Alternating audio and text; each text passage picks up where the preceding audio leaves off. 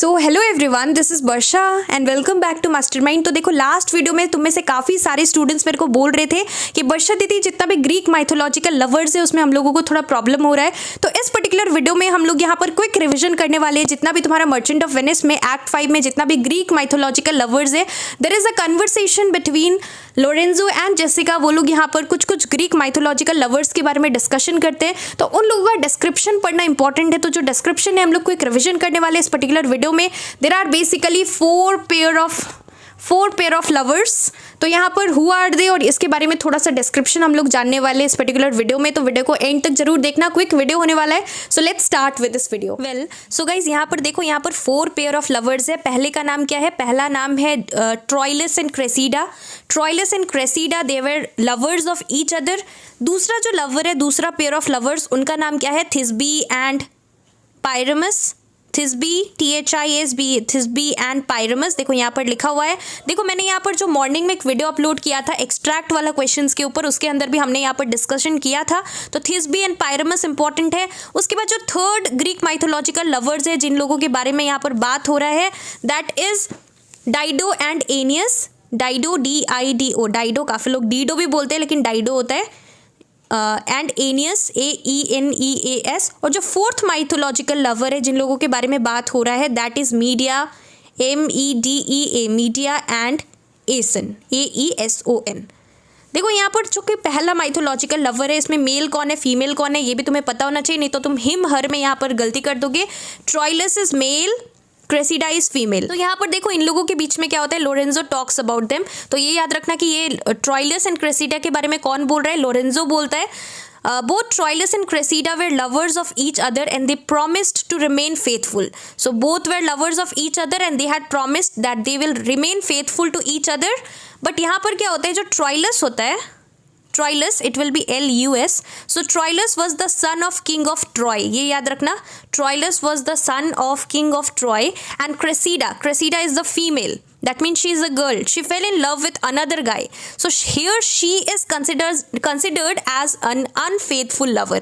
Why unfaithful? Because firstly she used to love Troilus. Then वो क्या करती है, वो किसी और से प्यार करती है जिसका नाम होता है डाइमड, DIOMED। तो नाम याद रखना।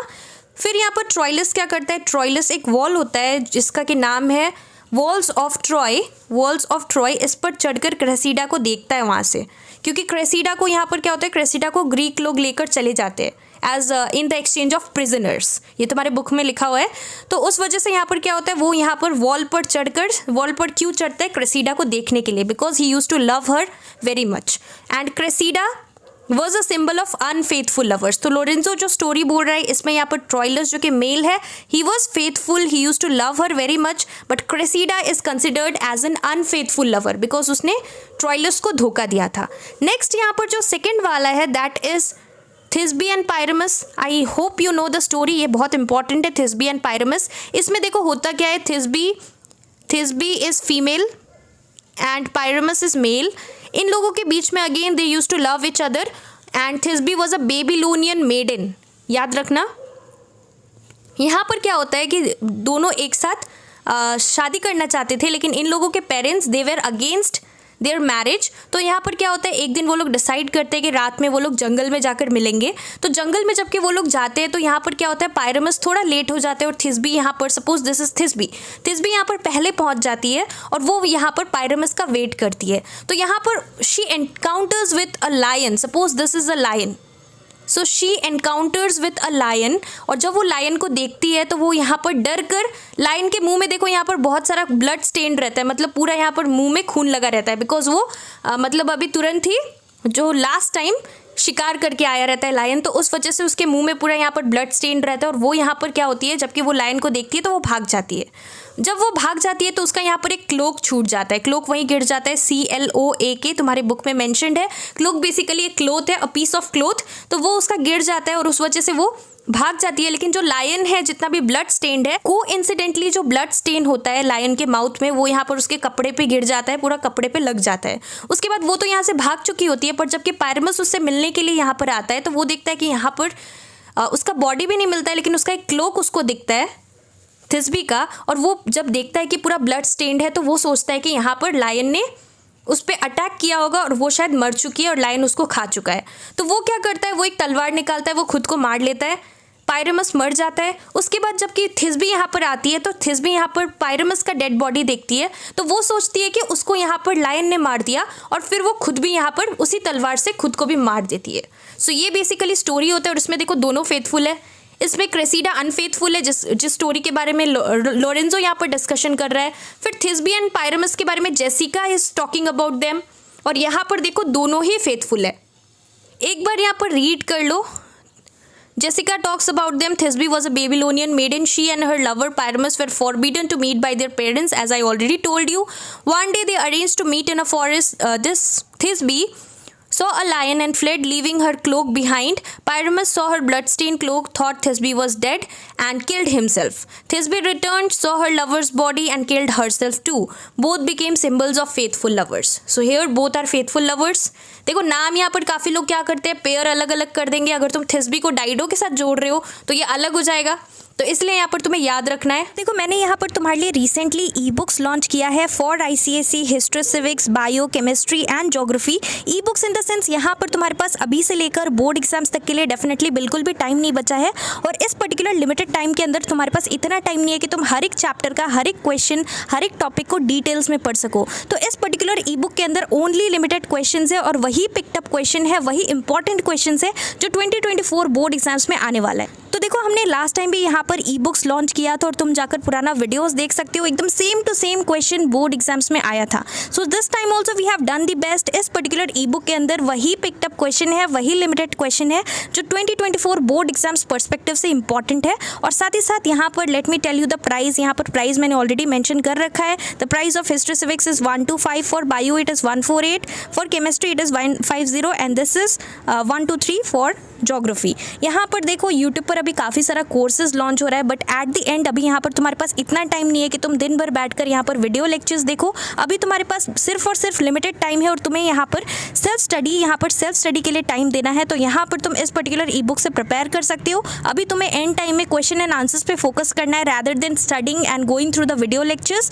और देखो यहाँ पर काफ़ी सारा यहाँ पर कोर्सेज यूट्यूब पर लॉन्च हो रहा है। Definitely please do not waste your money. और इसके साथ साथ यहाँ पर एट द एंड अभी तुम्हें बहुत इंपॉर्टेंट है कि अच्छी तरीके से प्रिपरेशंस करना है फॉर योर 2024 बोर्ड एग्जाम्स। और इस पर्टिकुलर ई बुक से अगर तुम प्रिपेयर करते हो, अगर तुम इवन अपना बुक भी फॉलो नहीं करते हो, this is a handwritten E book और यहाँ पर हर एक चैप्टर का हर एक इंपॉर्टेंट क्वेश्चंस और उसके साथ साथ सॉल्यूशंस भी प्रोवाइडेड है। तो अगर तुम यहाँ पर अपना टेक्स्ट बुक भी फॉलो नहीं करते हो, सिर्फ और सिर्फ यहाँ ई बुक के अंदर सारा important questions for 2024 chapter wise यहाँ पर प्रोवाइडेड है। तो अगर तुम इतना कर लेते हो तो डेफिनेटली तुम बोर्ड एग्जाम्स में 90+ के ऊपर ला सकते हो इस सारे सब्जेक्ट्स में। तो मैं यहाँ पर तुम्हें इतना बड़ा चीज़ बोल रही हूँ कि अगर तुम यहाँ पर कुछ भी नहीं करते हो, सिर्फ और सिर्फ यहाँ से सारा क्वेश्चंस कवर कर लेते हो, तो तुम बोर्ड्स में बहुत ही अच्छा मार्क्स ला सकते हो। एंड डेफिनेटली यहाँ पर तुम्हारे सीनियर्स ने, लास्ट बैच के स्टूडेंट्स ने लाया था।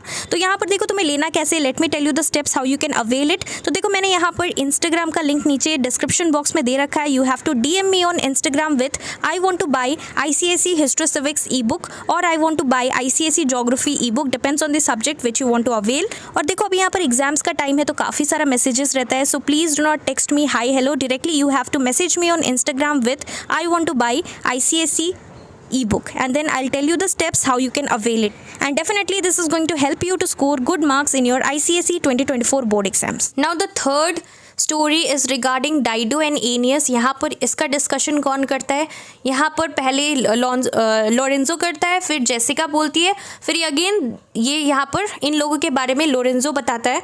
तो यहाँ पर देखो डाइडो जो है, Dido is female and Aeneas is male. ये याद रखना। यहाँ पर होता क्या है कि they use to love each other, both were lovers of each other. यहाँ पर होता क्या है कि जो एनियस होता है, एनियस को बहुत साल तक ये लोग साथ में रहते हैं, पर एक टाइम में क्या होता है कि एनियस को इटली जाना पड़ता है। तो वो क्या करता है, रात को शिप से चला जाता है और वो डाइडो को धोखा देकर चला जाता है। तो यहाँ पर बेसिकली क्या होता है, Dido is a faithful lover and she use to carry a willow in her hand every night near the sea shore and she used to wave her hands with a willow, thinking that Aeneas would return looking at her waving hands. ये basically होता है. तो यहाँ पर क्या होता है, Dido was the queen of Carthage and the founder of the city. After the Trojan War, the ship of Aeneas of Trojan prince came to Carthage and was entertained by Dido. She fell in love with him. Later he had to go to Italy. किसको जाना पड़ता है? Aeneas को. Aeneas cruelly deserted her means उसको धोखा देकर वो चला जाता है. Set sail secretly at night, तो रात के टाइम वो शिप से चला जाता है बिना इसको इन्फॉर्म किए. Queen Dido stood on the wild seashore carrying in her hand a willow. Willow basically क्या होता है, एक टाइप का कुछ पेड़ होता है. एंड ग्रीक माइथोलॉजी के अकॉर्डिंग ये एक विलो जो होता है, it is a symbol of deserted love, मतलब बिछड़ा हुआ प्यार वो सिंबलाइज करता है. तो इसलिए वो अपने हाथ में लेकर रात के टाइम रोज यहाँ पर वेट करती है और सोचती है कि यहाँ पर एनियस उससे मिलने के लिए आएगा. So she used to wave her hands, thinking that Aeneas would see her hands and would return to her or meet her. तो ये बेसिकली होता है. और लास्ट वाला जो तुम्हारा स्टोरी है, this is between media and essence. Media देखो फीमेल होती है यहाँ पर, एसन मेल होता है. और यहाँ पर एसन मीडिया का क्या होता है, फादर इन लॉ होता है. Aeson is the father in law of Medea, मतलब फादर इन लॉ मतलब मीडिया का जो हस्बैंड है उसका फादर, इसका फादर इन लॉ लगेगा. सो यहाँ पर इन लोगों के बीच में क्या होता है, यहाँ पर मीडिया इससे बहुत ज़्यादा प्यार करती है फादर इन लॉ से. एसन उसका नाम है, नाम स्पेलिंग याद रखना. और इसमें क्या होता है, she gathered some magical herbs for Aeson. यहाँ पर मीडिया क्या करती है, कुछ मैजिकल हर्ब्स जो होता है वो यहाँ पर कलेक्ट करके लाती है, कुछ जड़ी बूटी ऐसा मैजिकल लेकर आती है और वो एसन को खिलाती है, एसन को देती है, ताकि यहाँ पर क्या हो सके, एसन जो है यंग हो सके दोबारा से. बिकॉज ये फादर इन लॉ है, so obviously he will be old, right. तो इसलिए वो यहाँ पर उसको देती है मैजिकल हर्ब्स, कुछ एन्चेंटेड हर्ब्स रहता है जिससे कि एसन दोबारा से he can restore his youth, मतलब वो फिर से यंग हो सके. ये बेसिकली स्टोरी है मीडिया एंड एसन का. तो हमने यहाँ पर 4 माइथोलॉजिकल लवर्स का रिविजन कर लिया, तो तुम्हारा क्विक रिविजन हो गया. इसके साथ साथ कल तुम्हारा एग्जाम्स है, तो बहुत अच्छे से एग्जाम्स देना, सब कुछ यहाँ पर अटेम्प्ट करना, टाइम मैनेजमेंट बहुत अच्छे से करना, MCQ सारा क्वेश्चन सारा ऑप्शंस रीड करना और बहुत अच्छे हैंड राइटिंग में लिखना, ज़्यादा इलेबोरेट मत करना. तुम्हारा एक्सट्रैक्ट वाला क्वेश्चन टू द पॉइंट लिखना, to the point in the sense paragraph में ही लिखना है, लेकिन अच्छे तरीके से एक्यूरेटली जो क्वेश्चन में पूछा गया वही लिखना. So that's all for this video. All the best for your English literature board exams. Thank you.